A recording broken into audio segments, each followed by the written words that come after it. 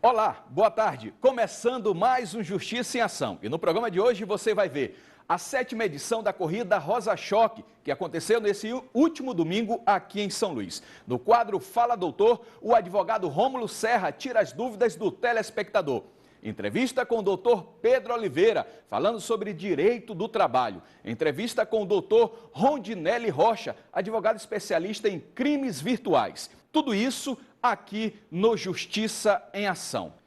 Bom, e vamos começar falando sobre o que aconteceu no último domingo, que foi a 7ª edição da Corrida Rosa Choque, um evento realizado pela Ordem dos Advogados do Brasil, Seccional Maranhão, por meio da Comissão de Direito Desportivo e da Caixa de Assistência dos Advogados do Maranhão, com o apoio do Ministério Público do Maranhão, através das Promotorias de Justiça e da Defesa da Mulher, para conscientizar a sociedade sobre a violência contra a mulher. Acompanhe os detalhes na reportagem de Vanessa Oliveira.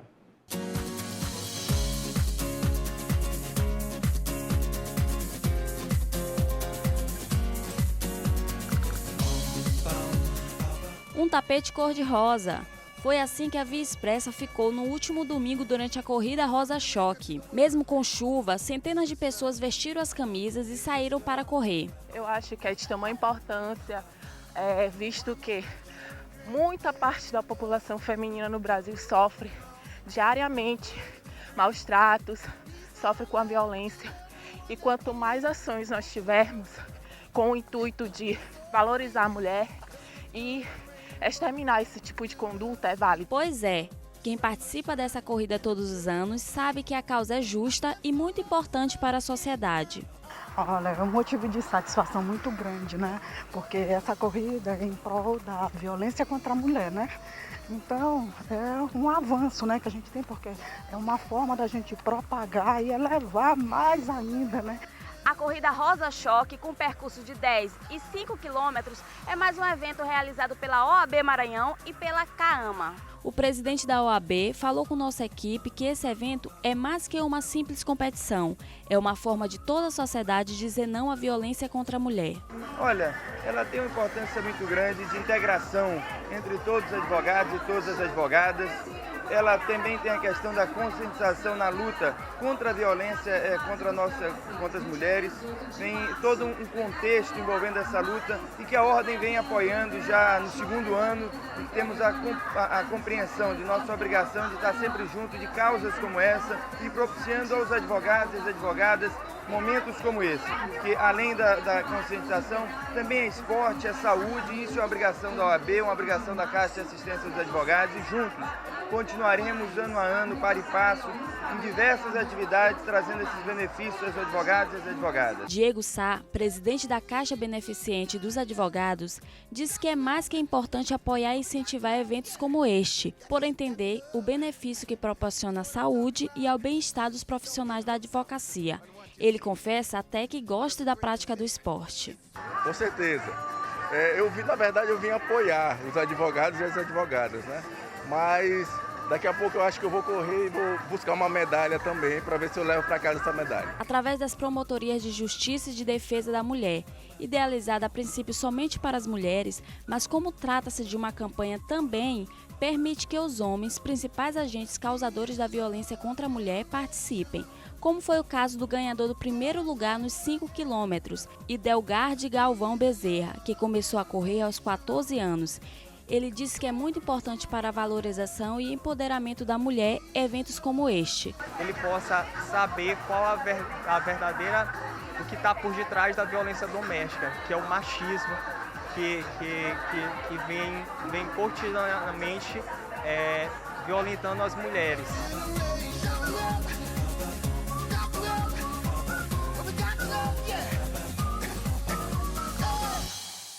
E agora vamos ao nosso quadro Fala Doutor.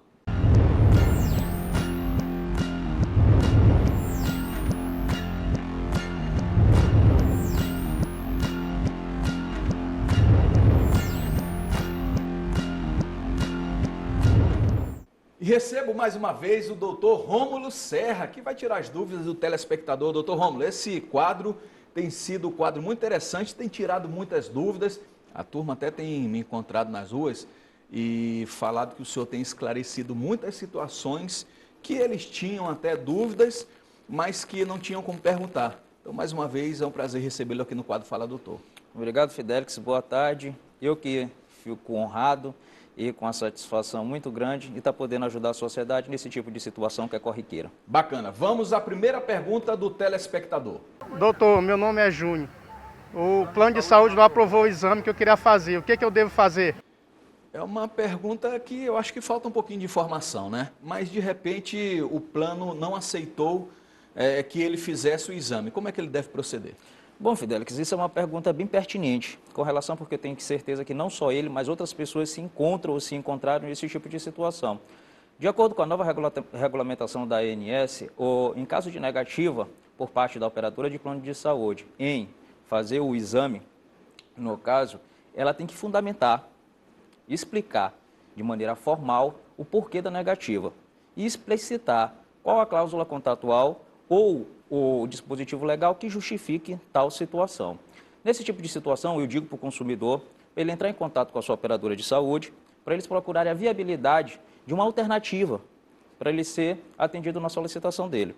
Nesse tipo de situação, é interessante o consumidor anotar o número de protocolo dessa ligação que ele vai fazer para a operadora de plano de saúde. E digo por quê? Porque esse protocolo vai servir de embasamento em caso, mais uma vez, de negativa por parte da operadora na realização do seu exame. Ele pode, de posse desse protocolo, entrar com uma reclamação ou com uma denúncia na ANS, que vai ser formado um processo e posterior penalização, caso seja configurado a irregularidade por parte da operadora do plano de saúde e não realizar o exame.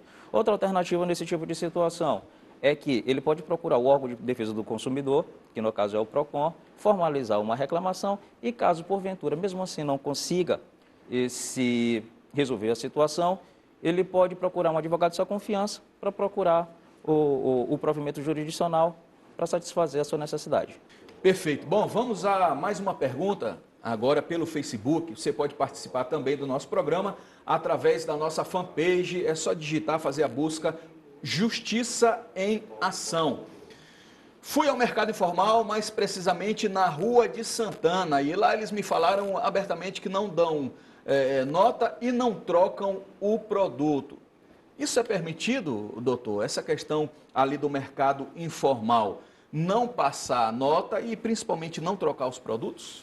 Fidelix, essa é uma situação que, na verdade, é um pouco controvertida e é muito usual hoje em dia, principalmente porque o consumidor, entre aspas, procura uma situação de vantagem com relação aos preços, dentre outras coisas. O que acontece? À luz do Código de Defesa do Consumidor, no seu artigo 3º, diz que fornecedor é toda pessoa física ou jurídica, nacional ou estrangeira, pública ou privada, não só que produz, e a gente diz personalizado, não só que produz a situação, que produz, como é o nome, que produza o produto, mas também o que comercialize. Então, efetivamente, nesse tipo de situação, o mercado informal, quem está propiciando isso em favor do consumidor é um fornecedor. E assim, esse detentor de obrigações e deveres nesse tipo de situação. O próprio Código de Defesa do Consumidor também responsabiliza esse tipo de situação no caso de avaria, vício ou defeitos no produto. O que acontece nesse tipo de situação é a comprovação. A comprovação desse tipo de situação, porque como você bem falou e está na reportagem, na pergunta feita pelo Facebook, esse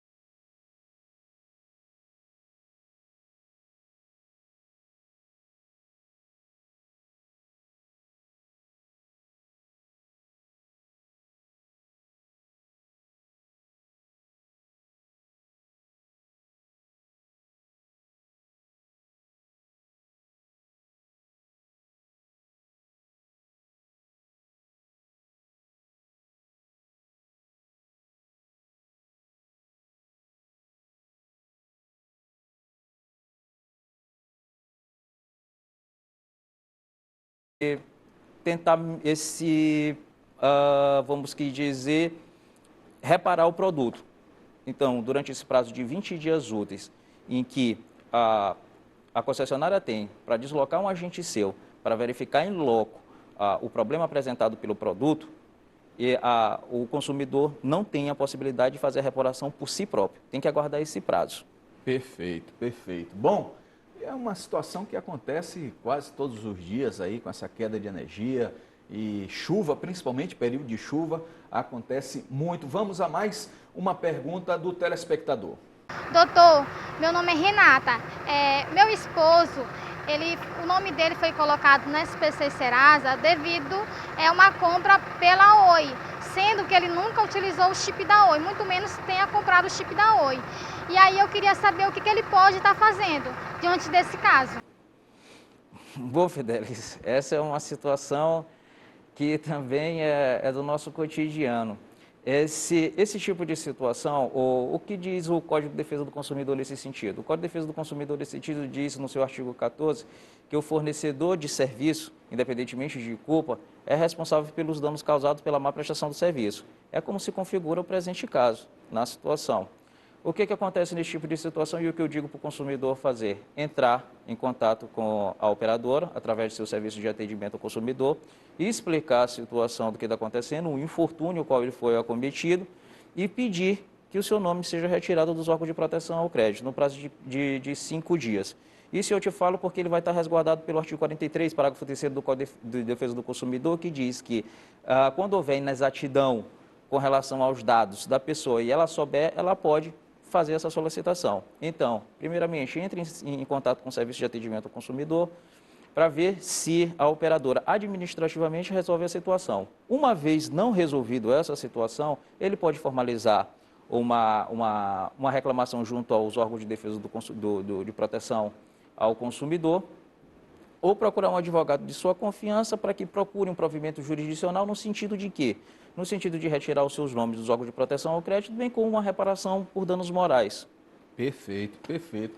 Rapaz, o doutor Rômulo, ele fala com uma naturalidade e são situações, doutor, do cotidiano, do dia a dia, que nós procuramos responder aqui, como essa do Facebook, mais uma pergunta via Facebook para a gente responder.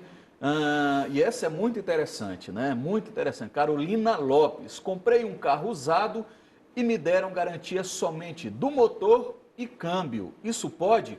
E olha, tem sido uma constante, viu, nas concessionárias, principalmente de carro usado. A gente observa que eles estão meio que limitando a questão da garantia. Doutor, isso é possível?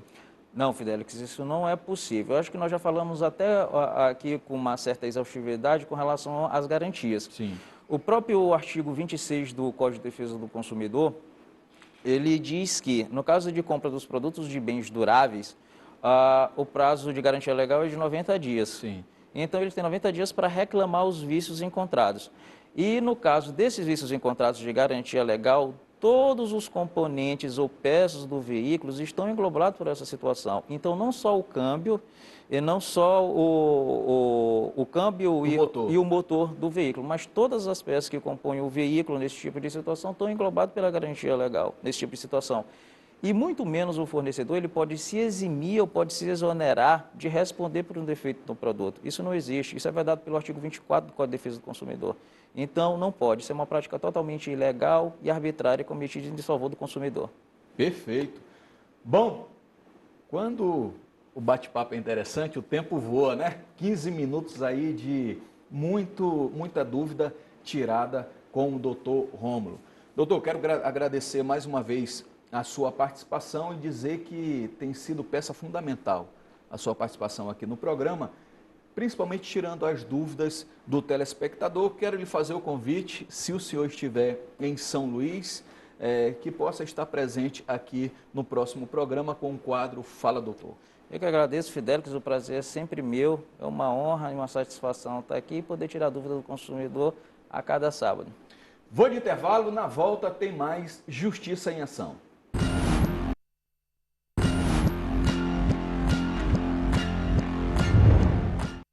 Estamos de volta com Justiça em Ação. A revolução tecnológica impulsionou a potencialização dos crimes virtuais. Grande parte desses crimes é praticada com a utilização da internet ou de computadores. Por isso, os usuários precisam ficar vigilantes e se defender caso sejam vítimas dessa prática criminosa. Mas será que a população está preparada para se defender quando for vítima de crime na internet?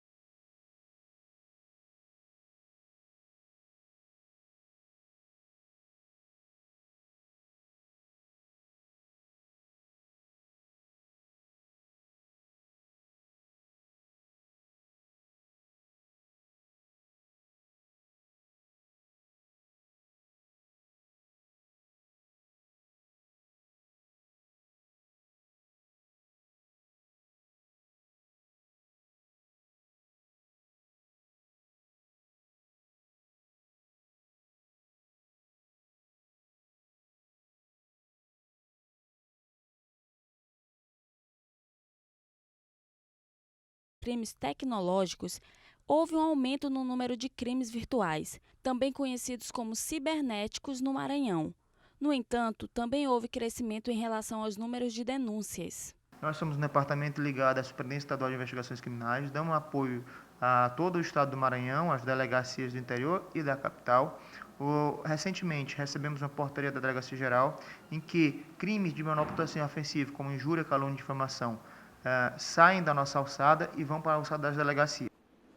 E para falar sobre o assunto, recebemos o doutor Rondinelli Rocha. Doutor, um prazer estar recebendo o senhor aqui. Prazer é meu, fico feliz em estar aqui para responder as perguntas ao qual são pertinentes hoje para quem usa a internet, para quem usa os meios eletrônicos. Doutor, o direito é muito interessante porque a gente percebe uma constante evolução e mudança, né? Correto. Estamos falando aqui sobre crimes virtuais. Quem diria que um dia o virtual pudesse fazer a diferença no natural, nos nossos dias, né? E a primeira pergunta ao senhor é: o que caracteriza o crime virtual? O crime virtual, ele tem algumas peculiaridades, né? Eles são cometidos através de equipamentos eletrônicos, tablets, computadores, notebooks e, detalhe, celulares. Os celulares hoje... Virou uma arma, né? São 89% da população que acessam a internet, elas acessam através dos seus telefones celulares. E isso é ruim. Por quê? Porque alguns telefones celulares, as pessoas esquecem de instalar um antivírus, esquecem de instalar um mecanismo para fazer com que uma defesa. Porque nós temos alguns sistemas, os sistemas Android, o iOS e outros. E esse sistema deixa um pouco mais vulneráveis. Sim. Pelas informações em que a pessoa está trocando, as pessoas estão acessando páginas, estão acessando bancos, estão acessando outros meios e esquecem de se proteger. E nessa situação, automaticamente, elas ficam vulneráveis. Bom, o senhor falou sobre proteção. Existe uma lei que protege efetivamente o usuário quanto a essas questões de crimes virtuais? Existe uma lei que ampara realmente essa situação? Veja só, no Brasil hoje, nós temos uma lei que foi criada, chama Lei Carolina Dickmann, que é a Lei 12.737. Essa lei, ela veio de forma muito rápida, muito abrupta, em função de uma situação que aconteceu com uma atriz, em que fotos delas, vídeos toda a intimidade dela veio a ser disseminada na internet. Sim. E sabemos que depois que vai para a rede, dificilmente sai. Dificilmente sai. Né? Então, diante dessas informações, diante de tudo o que aconteceu, criou-se essa lei. E que no Brasil, nós temos uma mania, tem-se uma mania de dar nome para a lei. Né? Dar nome para a lei. E criou essa lei, Lei Carolina Dickmann, que tem, a meu ver, tem algumas falhas. O que seria bom e o que seria ruim? O que seria bom? Porque ele diz que, a lei diz que quando se tem a invasão de dispositivo eletrônico, seja computador, seja tablet, seja celular. Só que a lei prevê a quebra da senha. Sim. Né? Então, para você ser punido, tem que haver o quê? Essa invasão, essa quebra de segurança, né? Para poder ser punido. Que ela vai, dependendo da situação, ela pode ser de até 1 ano, dependendo se essas informações forem utilizadas para outros fins. Agora é complicado porque é o seguinte, ontem mesmo eu fui fazer a formatação do meu celular e a empresa perguntou, qual é a sua senha? Deixa eu cadastrar aqui, fez o cadastro, meu endereço e tal, não sei o quê, né? Quebrei a tela do meu celular, e aí uma pancadinha, mas tudo bem, e aí eu peguei e tive que fornecer a senha. Se a pessoa que recebeu meu celular, de acordo com o que o senhor está falando, acessou minhas fotos, minhas informações e etc., ela não vai estar sendo, né, amparada por essa lei em virtude de eu ter cedido a senha. Correto. É esse tipo de situação em que a lei deixa... Não caracteriza uma invasão. Uma invasão. Deixa uma brecha. Então, é esse tipo de informação. Como nós temos algumas outras leis, como o Marco Civil da Internet, que ele tenta organizar também, mas especificamente para invasão de dispositivos e outros, é a Lei Carolina Dickmann. Agora, se o criminoso é um menor de idade, porque a gente sabe que hoje a sociedade, o garoto já nasce mexendo no tablet, né? Já nasce com a tecnologia ali acessível facilmente. E se for um menor de idade, o pai é responsabilizado pelo crime? Veja só, nós temos uma outra lei que prevê essa situação, que está no Estatuto da Criança e do Adolescente, no ECA, no artigo 241, que ele vai 241, 241A, 241B, 241C, 241D. O que ele prevê? O que prevê esses artigos?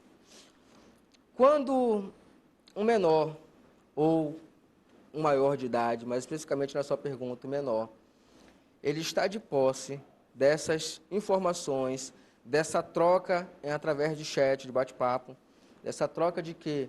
De imagens, e essas imagens são imagens de menores, o que pode vir a acontecer? Está previsto, dentro do ECA, uma punição. Está prevista a punição.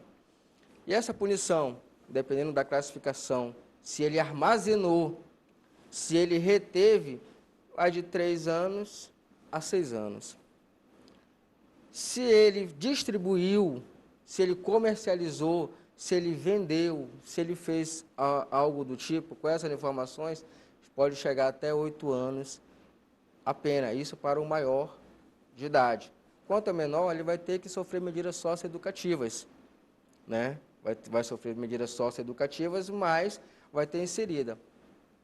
Quanto à questão dos pais, os pais hoje são responsabilizados, sim, não na esfera criminal, mas na esfera civil. Por quê? Porque existe hoje programas com que você pode fazer através do acesso à internet, que são a plataforma de Wi-Fi, até um trancamento de senha para com que não haja essas informações. Filtrar o que o filho pode... Filtra. E fazendo esse filtro também é uma previsão legal no Marco Civil da Internet, para a questão dos provedores.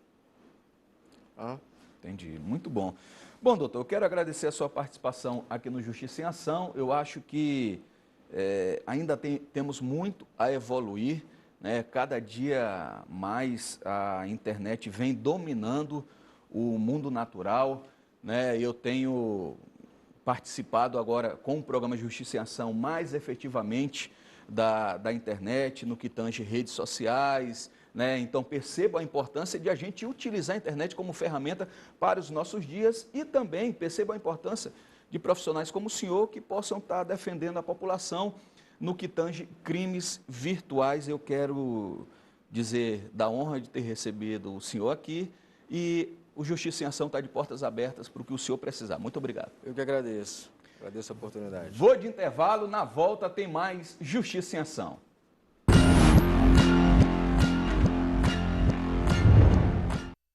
De volta com Justiça em Ação. Quero convidar você a fazer parte do programa também nas redes sociais. Temos o nosso Instagram, @Justiça em Ação, e também estamos no Facebook. Curta a nossa fanpage, é só digitar e fazer a busca em Justiça em Ação. Informações, principalmente sobre aqueles que estaremos entrevistando, conversando, os principais assuntos do meio jurídico, você acompanha nas nossas redes sociais, no Instagram e no Facebook. A relação entre empregados e empregadores está presente na vida de todos, mesmo que indiretamente. Muitas vezes, o trabalhador ou o empregador não exercem seus direitos previstos na lei pelo simples desconhecimento da matéria que lhe garantiria certos benefícios. O direito do trabalho, também conhecido como direito laboral, está concentrado em duas pilastras, o empregador e o empregado.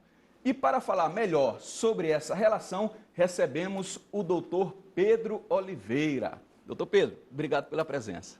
Eu que agradeço o convite e parabéns pelo programa também. Valeu, doutor. Bom, essa relação, ela às vezes beira a polêmica, né, doutor? A gente sabe que não é fácil ter uma relação agradável entre o empregador e o empregado. E a gente vai tentar aqui nessa sua entrevista tirar algumas dúvidas do dia a dia, do telespectador, dúvidas como essa relação contratual, ela é exercida, existe apenas de forma escrita, material, ou tem alguns requisitos que o empregado pode analisar. Bom, eu preenchi os requisitos que o doutor Pedro falou, então eu já posso me considerar como contratado efetivamente, não só no papel. Ou tem que haver um contrato escrito, doutor? Bom, Fidelix, primeiramente, se tratando de direito do trabalho, eu tenho que falar para vocês que o direito do trabalho ele é um direito protetivo. Em virtude justamente dessa diferença que existe entre empregado e empregador, o direito do trabalho ele precisou criar alguns mecanismos para poder tentar igualar essa relação. Sim. E o contrato de trabalho, por exemplo, que é esse instrumento que vai efetivar essa relação trabalhista, o direito do trabalho ele trouxe várias possibilidades desse contrato poder ser feito, e não só da forma escrita. A própria legislação, a própria CLT, ela permite que o contrato de trabalho seja expresso, seja escrito, ele seja inclusive da forma verbal.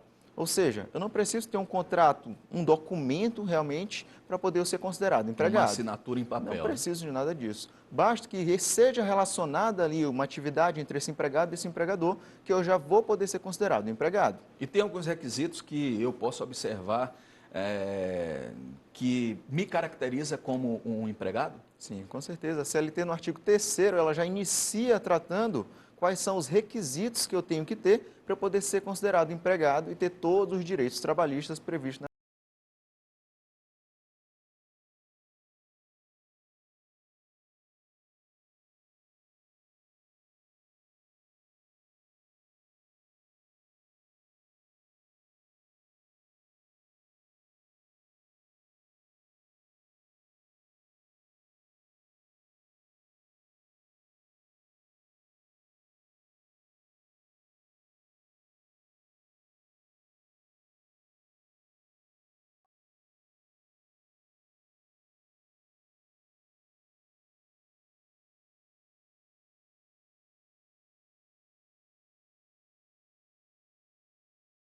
é que esse empregado ele deve obedecer às ordens desse empregador, logicamente, desde que esse empregador ele não extrapole os limites legais. Perfeito. Bom, nesse programa, doutor Pedro, o Justiça em Ação, nós temos efetivamente a participação do público, né? Sim. O público, ele tenta tirar as dúvidas nas ruas, praças, e agora também na sua entrevista a gente vai ter a participação do público com algumas perguntas e vamos à primeira pergunta da população.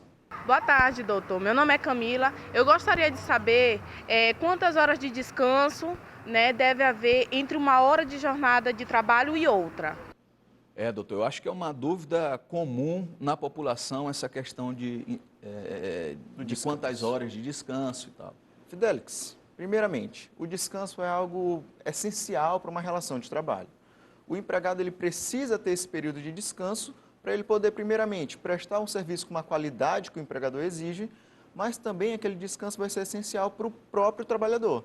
Se ele não tiver descanso, basta imaginar um trabalhador que trabalha por horas seguidas, uma hora ele não vai mais aguentar aquele trabalho e vai acabar se lesionando e vindo até algum acidente. Não é isso que o direito do trabalho quer. Ele quer justamente proteger esse empregado contra esses abusos possíveis. E, dentre os vários períodos de descanso que a CLT prevê, eu tenho dois muito importantes.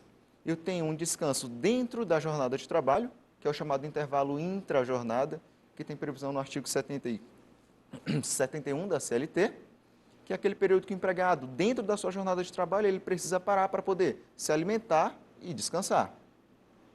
Mas, além desse período intra-jornada, eu tenho um intervalo interjornadas, que é justamente o que foi a pergunta, que é um intervalo que o empregado precisa ter entre uma jornada de trabalho e outra. Entre a segunda-feira do trabalho e entre a terça-feira que eu volto a trabalhar, eu preciso de um período mínimo de descanso.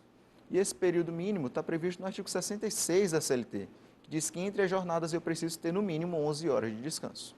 E esse período não é negociado, de repente, se o empregador quiser impor ao empregado, não é negociado. Não, as normas trabalhistas, elas não permitem a negociação entre empregado e empregador, justamente porque existe essa diferença entre o empregado e o empregador. Se fosse permitida a negociação, o empregador ele quase que sempre conseguiria obter uma vantagem. Se o empregador, por exemplo, não concede esses intervalos da forma correta, ele, na verdade, ele deverá pagar as horas que ele não cumpriu como pagamento de hora extra. Entendi. Doutor, e o menor de idade, ele pode ter a sua carteira assinada?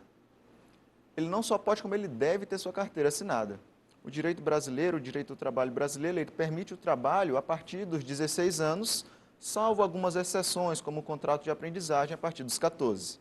Se eu sou um trabalhador com 16 anos e eu tenho um contrato de trabalho, logicamente é uma obrigação daquele empregador assinar a carteira de trabalho. Apesar dessa carteira de trabalho não ser um requisito do vínculo empregatício, como eu falei ainda agora, mas essa carteira de trabalho é obrigatória por parte do empregador. Ele é obrigado a fazer a assinatura, inclusive quando eu for menor de idade. Ainda em contrato de trabalho, eu observo que nós temos alguns trabalhos que são temporários, né? Como, por exemplo, uma obra, né? Uma obra e grandes eventos que acontecem um período determinado. Existe essa diferença entre contrato por tempo determinado e por tempo indeterminado? Existe. O meu contrato de trabalho, ele pode ser um contrato que tem dia para começar, mas não tem dia para terminar, que é o chamado contrato por prazo indeterminado. É a regra. É a regra do direito do trabalho. O direito do trabalho quer permitir que o empregado comece a trabalhar e, se ele quiser trabalhar para o resto da vida dele naquele serviço, ele vai ter como fazer isso. Mas, excepcionalmente, a legislação trouxe algumas situações em que o contrato vai poder ser feito por prazo determinado, que o contrato vai ter um dia para acabar, mas desde aquele primeiro dia, o empregado já vai saber qual vai ser o último dia que ele vai prestar serviços. Mas, como eu falei, são hipóteses excepcionais, algumas previstas em algumas leis especiais e algumas previstas na própria CLT. Perfeito. Esse contrato de trabalho por tempo determinado, digamos que a obra não tenha terminado, e aí o período finalizou, de um ano, né? Estou chutando aqui, um ano. Como que eu faço para continuar trabalhando? Eu tenho que fazer um outro contrato ou prolongar esse? Como é que funciona? Delix, o contrato é por prazo determinado e a legislação já estabeleceu o máximo que pode ser esse prazo determinado. Se eventualmente eu fizer um contrato de um ano com um determinado empregado e eu não, por exemplo, não conseguir terminar uma determinada obra, eu posso fazer a renovação desse contrato desde que eu limite os 2 anos, desde que eu respeite o máximo que a legislação me trouxe, que são os 2 anos. Eventualmente, se eu precisar ultrapassar esses 2 anos, a legislação diz que vai acontecer uma conversão desse contrato, que ele passa de um contrato por prazo determinado para um contrato por prazo indeterminado, que é muito melhor para o empregado. Bom, uma das principais conquistas, pelo menos comemorada e muito nesses últimos meses, anos, é a conquista para a empregada doméstica. Eu queria que o senhor pontuasse as principais conquistas dessa classe. O que a empregada doméstica realmente conseguiu de bom nessa relação de empregador e empregado? Bom, o empregado doméstico, primeiramente, tratando como um empregado em geral, o empregado doméstico foi aquele que, ao longo do tempo, ele foi aquele que menos teve direitos reconhecidos na legislação trabalhista. Mas com o passar, com a evolução do direito do trabalho, ele foi aos poucos conseguindo os mesmos direitos que um trabalhador urbano, que um trabalhador rural. Eu tenho uma emenda constitucional 72 de 2013, que foi uma emenda constitucional, desculpem, que trouxe vários direitos a esse empregado doméstico. Mas vários desses direitos, eles precisavam de uma outra lei para poder fazer a regulamentação desses direitos. É como se o empregado doméstico em 2013 tivesse levado vários direitos, mas não tivesse realmente ganhado esses direitos. Então, como é que acontece? Recentemente, em 2015, sobreveio a Lei Complementar 150 de 2015, que foi justamente a lei complementar que veio regular esses últimos direitos que esse empregado doméstico tem. Fidelix, antigamente, um empregado doméstico, se ele trabalhasse, por exemplo, 24 horas direto, ele não tinha direito a descanso, ele não tinha direito a hora extra, porque ele era como se fosse um simplesmente trabalhador qualquer.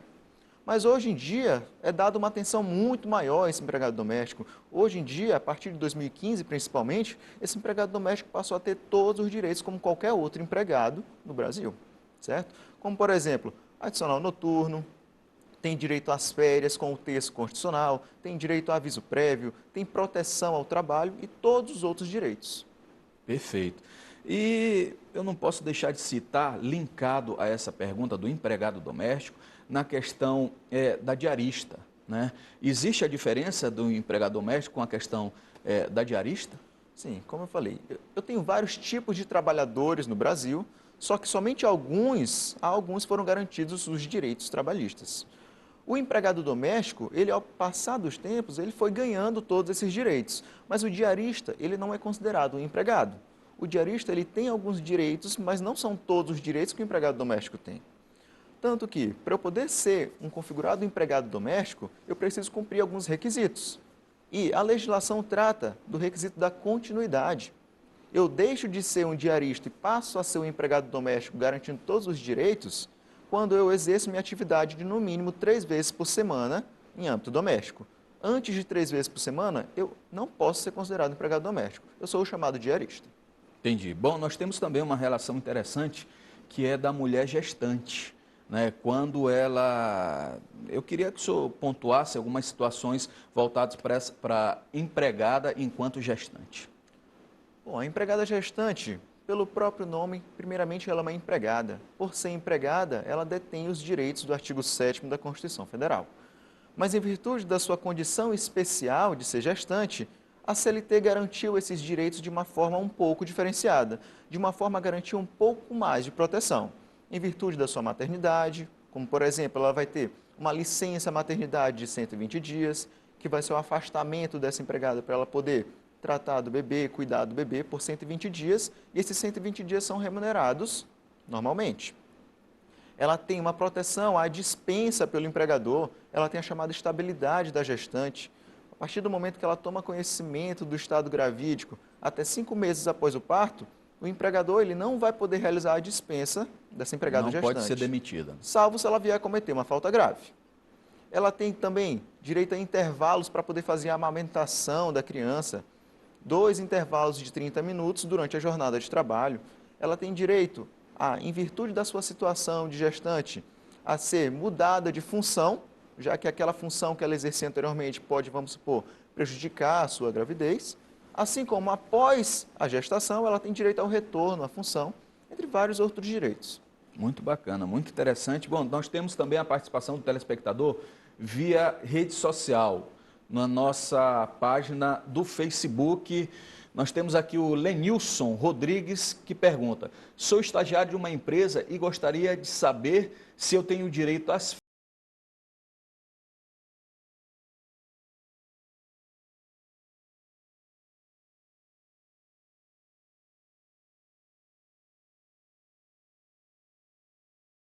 direitos trabalhistas ele não vai ter. É para o trabalhador e não para o estagiário. O estagiário, por exemplo, tem direito às férias? Não tem direito às férias. Na verdade, o descanso do estagiário vai ser o chamado recesso. O estagiário tem direito a recesso de acordo com o contrato de trabalho. Se ele tiver 1 ano de contrato de estágio, ele vai ter direito aos seus 30 dias de férias. Se ele tiver 6 meses de contrato de estágio, proporcional, ele vai ter 15 dias de férias. E ele perguntou se vai ser remunerado ou não. Sim, essa bolsa vai ser remunerada. Só que a bolsa do estagiário, para ela ser remunerada, é somente se o estágio for um estágio não obrigatório. Porque se o estágio for um estágio obrigatório, aí a bolsa se torna opcional. Perfeito. Vamos à última pergunta do telespectador aqui no Justiça em Ação. Doutor, meu nome é Alessandro. Eu queria saber se o empregador ele pode recusar dar as férias para o empregado, se ele precisar, necessitar, quando ele pedir.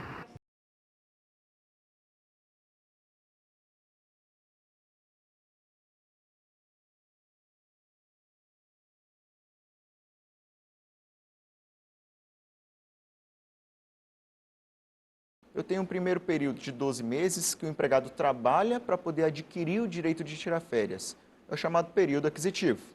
E logo após esse período aquisitivo, eu começo um segundo período de 12 meses, que é o chamado período concessivo, que é o período que o empregador tem para poder conceder as férias. Não é basicamente, como se diz por aí, que o empregado trabalha 12 meses e imediatamente ele entra de férias. Sim. Pode ser que o empregador dê? Sim. Até porque quem escolhe a data de que esse empregado vai entrar de férias é o empregador. O empregador é aquele que dirige o contrato de trabalho, é aquele que sabe quando que ele vai poder deixar que aquele empregado ele entre de férias. Mas, apesar da CLT ter garantido esse direito do empregador escolher a data das férias de seus empregados, ela trouxe um limite. E o limite é justamente os 12 meses do período concessivo. O empregador ele é obrigado a conceder as férias de seus empregados durante esses 12 meses. Se eventualmente o empregador não conceder durante esses 12 meses, as férias se tornam férias em dobro. Perfeito. Rapaz, é um assunto interessante, né? E por falar em interessante, eu quero finalizar a entrevista dizendo que o doutor Pedro foi meu professor na faculdade, em Direito do Trabalho 1, e era uma matéria que eu tinha, doutor, meio que uma preocupação, né? Tinha uma preocupação por ser muito cheio de detalhes, o empregador rural e urbano, e tem os seus requisitos, e eu fiquei preocupado, mas o senhor me fez gostar da matéria. Interessante como o senhor trouxe as questões do dia a dia para dentro da sala de aula, e eu percebo que é um advogado que trabalha com paixão, gosta do que faz. Então, quando a gente foi tratar sobre essa questão na nossa reunião de pauta, eu falei, doutor Pedro Oliveira com certeza vai poder tirar as dúvidas, e realmente para mim é uma honra tê-lo aqui, uma pessoa jovem, dinâmica, que sabe passar o conteúdo, né? E tirou aquele meu grilinho do direito do trabalho.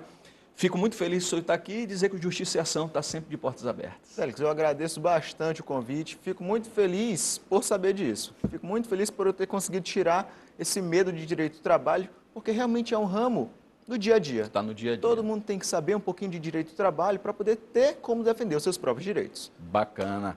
Doutor Pedro Oliveira, aqui no Justiça e Ação. Vou de intervalo e na volta tem mais informações desse mundo jurídico. Daqui a pouquinho voltamos.